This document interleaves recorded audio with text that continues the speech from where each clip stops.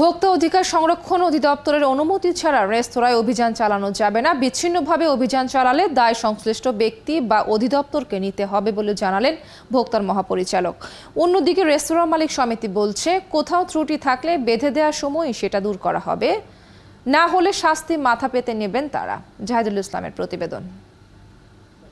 Licence দেয় বা এটার অনুমতি দেয় তারা করে। বেইলি রোড অগ্নিকাণ্ডের পর এই প্রথম রেস্তোরাঁ মালিকদের সাথে বৈঠকে বসেন ভোক্তা অধিকার সংরক্ষণ অধিদপ্তরের মহাপরিচালক। বলেন, প্রধানমন্ত্রীর নির্দেশনা অনুযায়ী রেস্তোরাঁ খাতে শৃঙ্খলা আনতে সনদ এবং ভবনের নিরাপত্তা দেখবে সংশ্লিষ্ট অধিদপ্তর বা সংস্থা। আর কোনো রেস্তোরাঁ পরিদর্শন বা অভিযান চালাতে গেলে ভোক্তা সংরক্ষণ অধিদপ্তরের অনুমতি নিতে হবে। প্রায় 8-9টা মন্ত্রণালয় এবং 13-14টা অধিদপ্তর এই সিদ্ধান্তের পরে এখন থেকে আমরা সমন্বিতভাবে করব। অ্যাপস নির্ভর একটা মনিটরিং ব্যবস্থাও যদি আমরা তৈরি করতে পারি, তাহলে হবে কি যে আমরা কোথায় যাচ্ছি এবং সেই জিনিসগুলো যাতে আপনার বারে বারে না হয়, আমরা একটা গাইডলাইন তৈরি করে দেব। তিনি বলেন, এক এক অধিদপ্তরের এক এক আইনের কারণে সঠিকভাবে রেস্তোরাঁ চালানো কঠিন। এই জন্য দরকার শৃঙ্খলা, আর এটি করতে হবে আইনের নির্দেশনায়। এতগুলো আইনের যে প্রয়োগটা, সেটি আসলে সত্যিকার অর্থে এখানে একদম অথেন্টিকভাবে একটা রেস্টুরেন্ট পরিচালনা করা এই আইনের কাঠামোতে এটি আসলেই খুব কষ্টকর।